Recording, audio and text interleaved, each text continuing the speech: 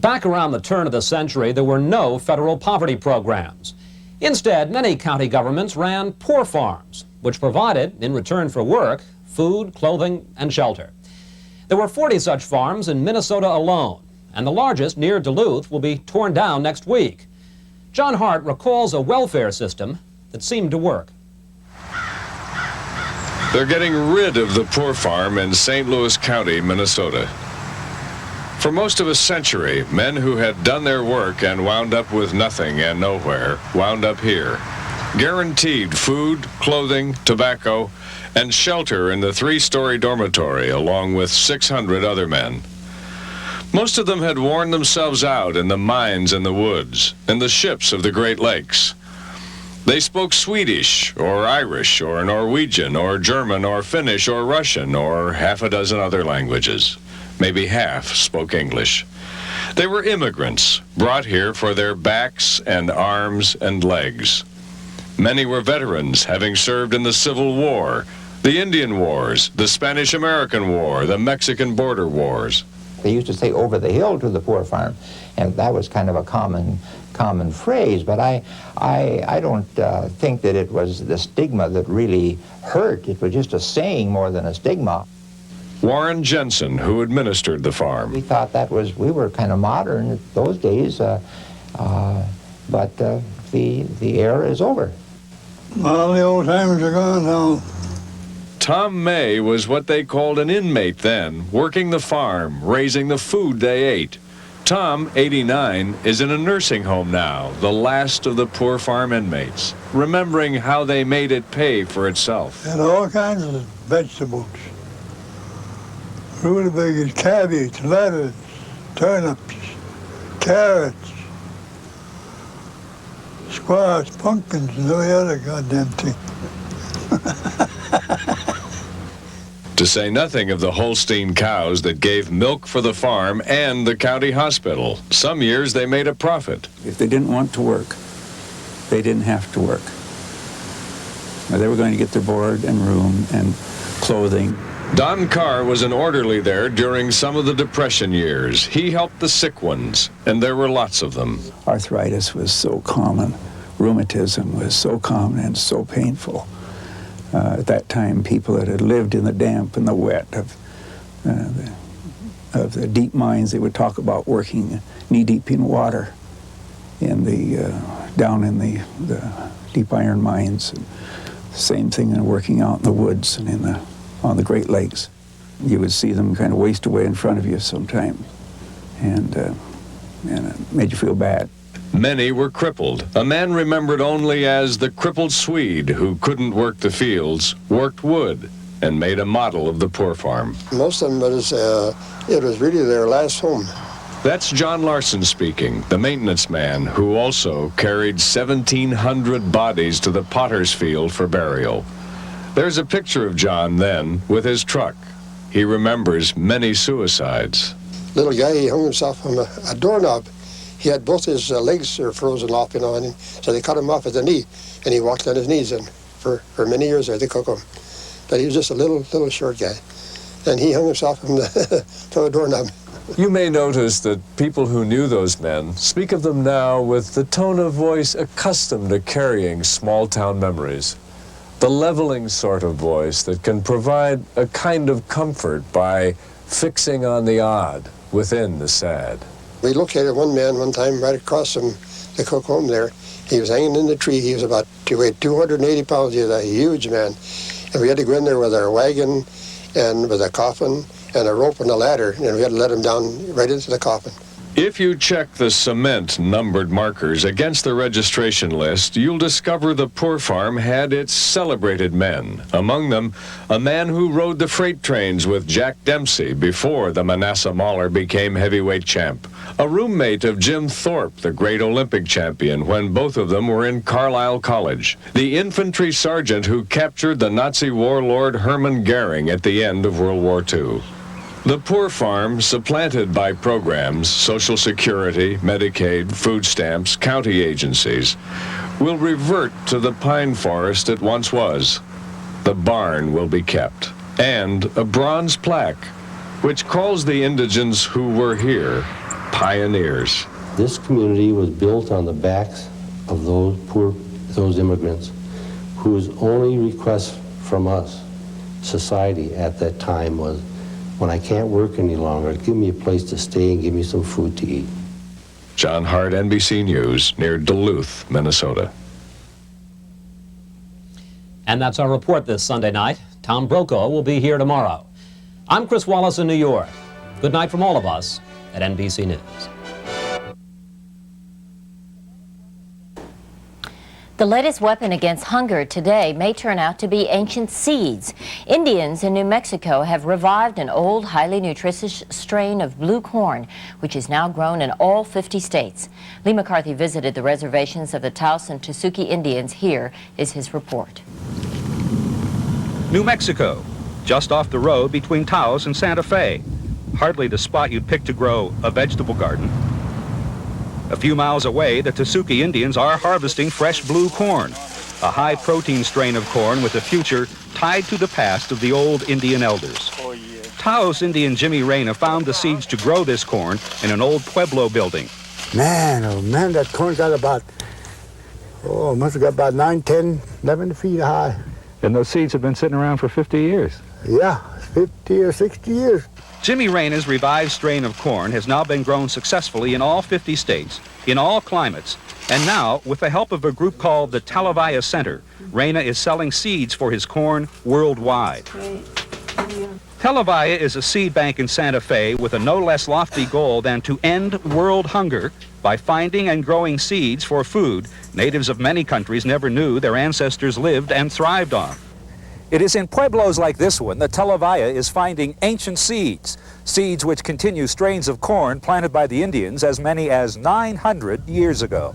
John Kimmy, the director of Talavaya, says the seeds he finds grow stronger crops than the hybrid seeds sold by corporations. And so the ones that have come down through time and are time tested, you might say, to the present, happen to be some of the most nutritious, some of the most drought resistant, some of the most adaptable to different climates, and even perhaps have high yield qualities, which would have been important to the producers originally.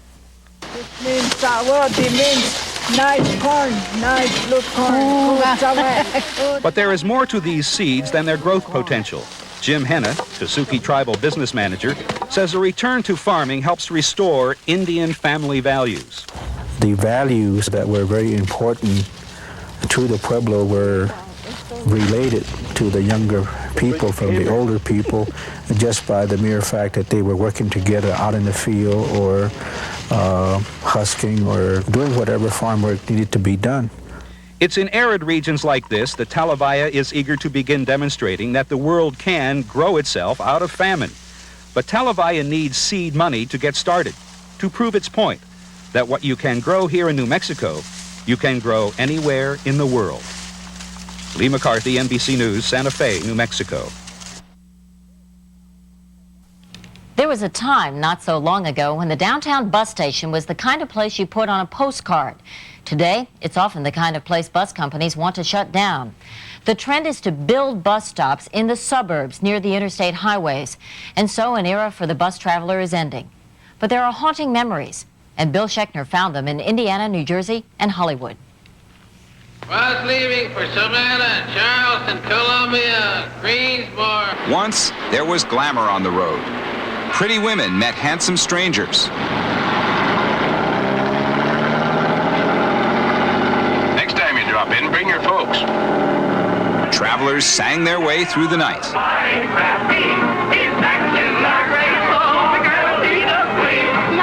Those days and nights are surely gone.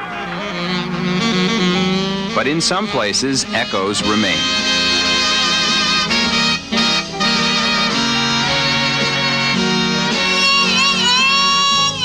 One of those places, Evansville, Indiana, a bypassed island in the stream of time. The world still is the same. You'll never change it. They still swing in the big room at the hotel in Evansville. The bus still stops at a terminal that is a gem. The last neon Greyhound in America gallops in Evansville. Bob Moore, who sold tickets here for 33 years, is often alone with his memories. I've seen a baby born upstairs, a person get stabbed. I've seen the worst people in the country and the best people in the country. It's been a good place to work for the 30 years, and I hate to see it go down the tubes, but it looks like that's what's going to happen. Evansville's terminal will close soon, part of a plan Greyhound has to replace some downtown stations with stops in the suburbs. That will cut the tie to the past. 900 miles east in New Jersey, the past is rolling right along. Brian O'Neill collects buses. His pride, this 40-year-old Greyhound. It's one of a kind. It's part of American history.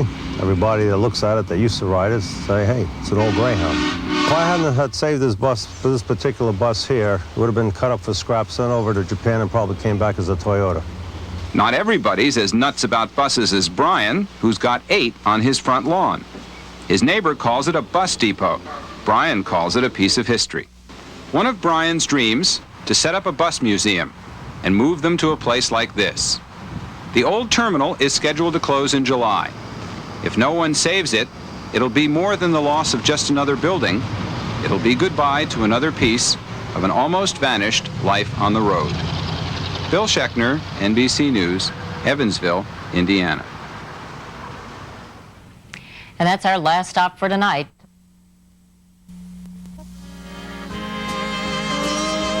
The Willowbrook Ballroom just outside Chicago, where you can still get lost in the big band era. Mobsters brought their sweeties here in long black cars. The band played tunes with names like Crazy Moon and Wang Wang Blues, and they danced. They still do. To the same group that first played here 51 years ago, America's longest-running band, the Jack Morgan Orchestra. It's my blood, it's my life.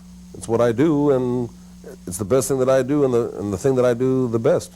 The band has only had 2 leaders, Jack and his father, Russ. I think that you're cute. Well, you're just a great big brute. Not really, Linda. You don't know how strong you are. You'll make me call for Ma. Suppose I'd steal a kiss. Then I'd yell like this.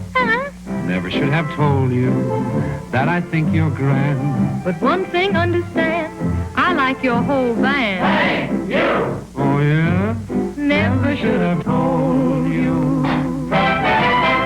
Russ Morgan wrote and made famous the music that Jack is still playing. In the 30s, people crowded the big rooms to dance to his band.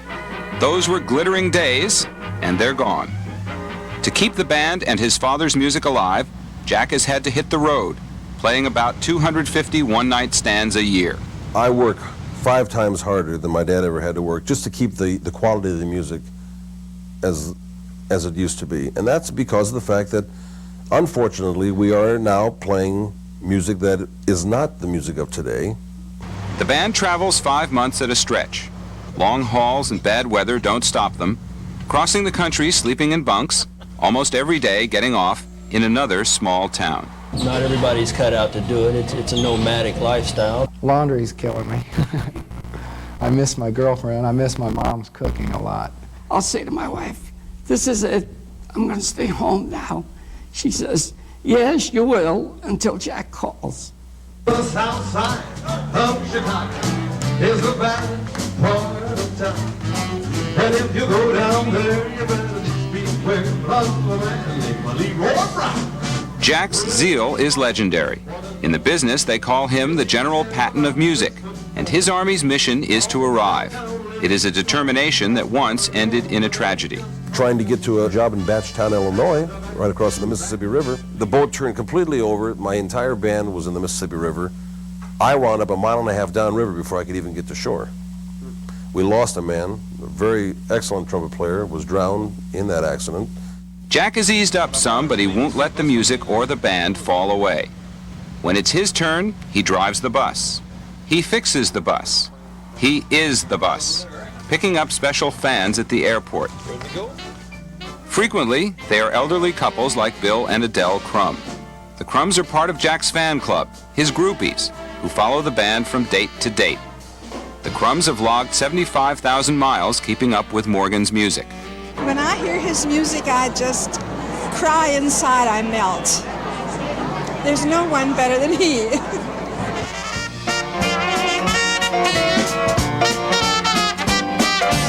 What of the future?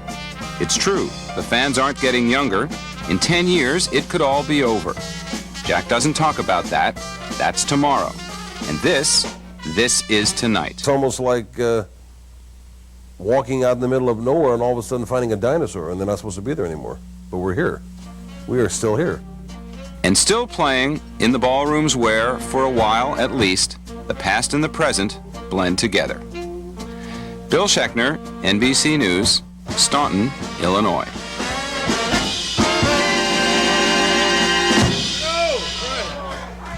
All right, just 2 more minutes. We'll be right back with another set for you.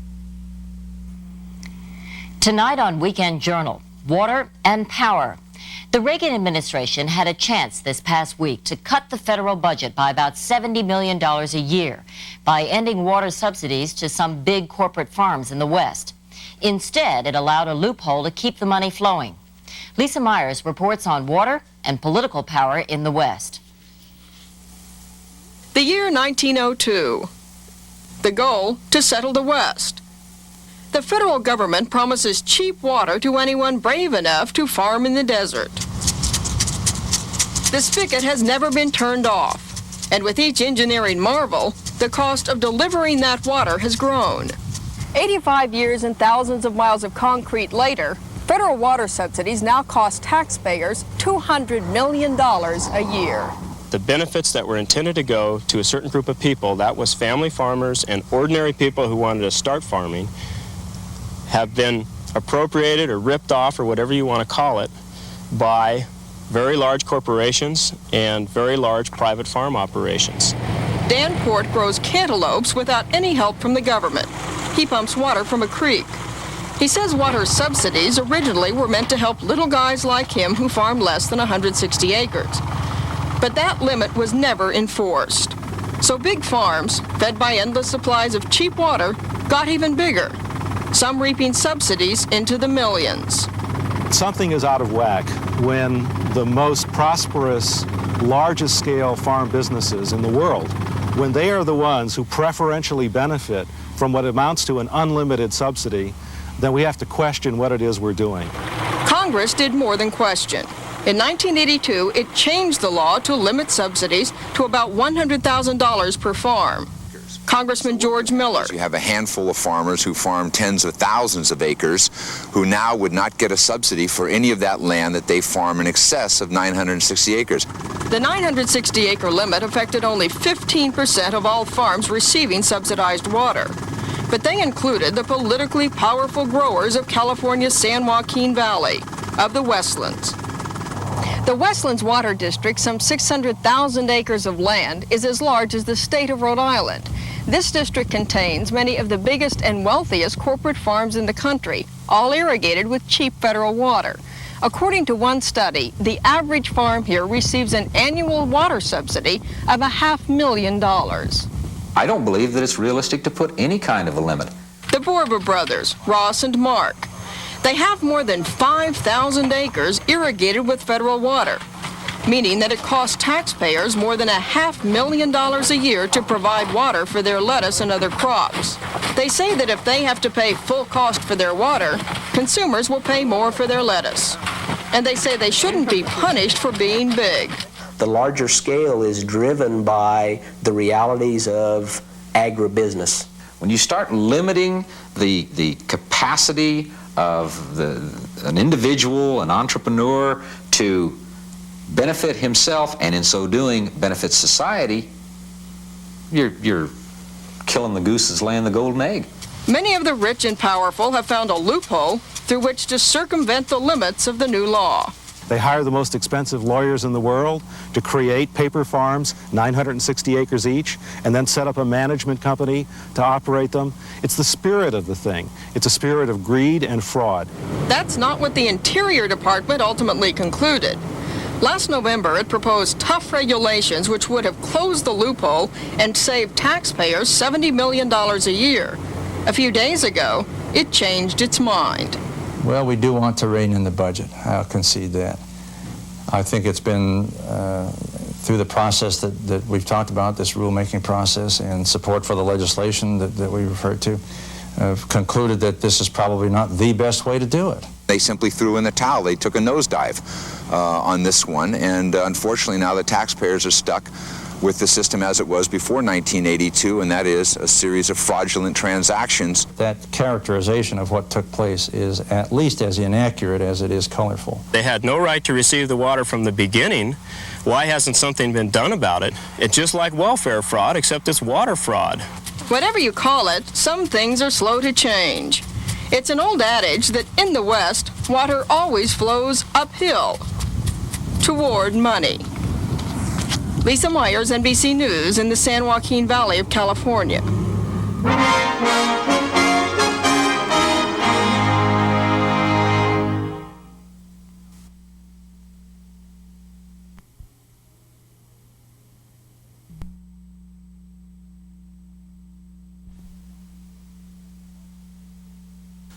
Parental guidance may be needed for watching Weekend Journal tonight, the kind of guidance to tell you who Captain Zero was, or Colonel Bleep, or Foodini the Great. If you remember them, you are old enough for the pleasure of recognition. If not, you are young enough to wish you were, as Bill Schechner demonstrates. Now, Buffalo Bob, it's time to say the words we hear most every day. Say, kids, what time is it? In 1947, NBC needed something for kids. Executives rushed a local radio show onto television. That was Howdy Doody. Yes, sir. So now, boys and girls, stand by for lots and lots of new things. New people on the show. Yes, sir. So come on, kids, let's go. It's hard to believe what a hit it was. Special enough that 40 years later, an anniversary show is in the works. Gosh, Buffalo Bob, when are we going to hear the story, Princess? I don't know. Oh, I'm getting impatient. Buffalo Bob Smith was and remains Howdy's voice. Ho-ho! It's nice to be back on television! Ho-ho! Howdy Doody was the first TV babysitter. Parents loved it. The show is full of innocence and good advice. Save your pennies, soon you'll have a nickel. Save your nickels, soon you'll have a dime. Save your dimes, and soon you'll have a quarter. And a quarter ought to make you awful glad you saved the dimes. How mixed up peanuts? Well, Howdy Doody made it clear kids were a market. And soon other shows appeared at stations around the country. The sets were tacky, the production low rent. we're taking our case to a higher court. It was the infancy of television. Nobody knew any different. Kids loved them. There was Captain Zero, the San Francisco time traveler. Activate the cycle reactor. Good. We're cracking the fourth dimension again and projecting back into time. Well, say there Colonel Bleep, the Miami space jockey who built a show on what looks very much like a second-hand adding machine. Let's see what number the Futomic Memory Energizer has selected.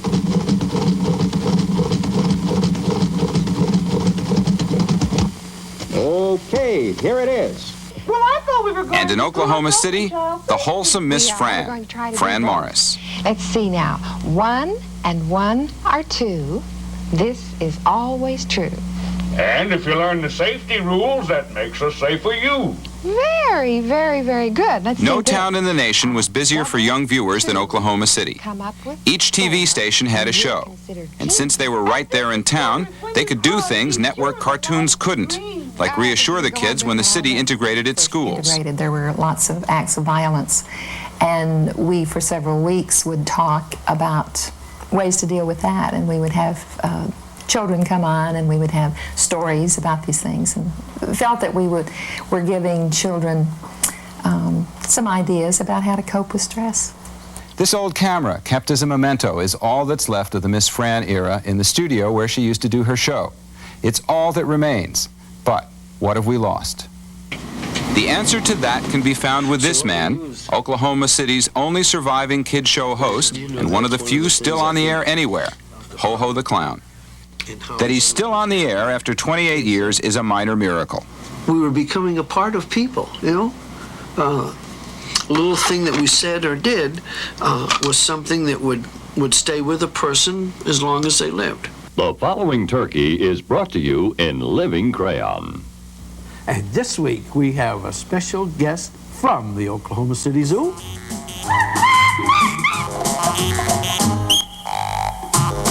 The show is old-fashioned, it does poorly in the ratings. But the station backs him, and Ho-Ho has his fans. I think it's real fun to watch. Real people is better than just the Play-Doh puppets, what they have on the cartoons. If they took it off, what would you think? I would miss it. Oh! If all the world were like you and me, huh? Oh, we'd have it made. He's a familiar figure around Oklahoma City, especially in places like hospitals. Sooner or later, the cartoon shows will catch up to Ho-Ho. The kids will lose a pal. Oh. You made my day. And the grown-ups, a reminder of gentler times. Bill Schechner, NBC News, Oklahoma City.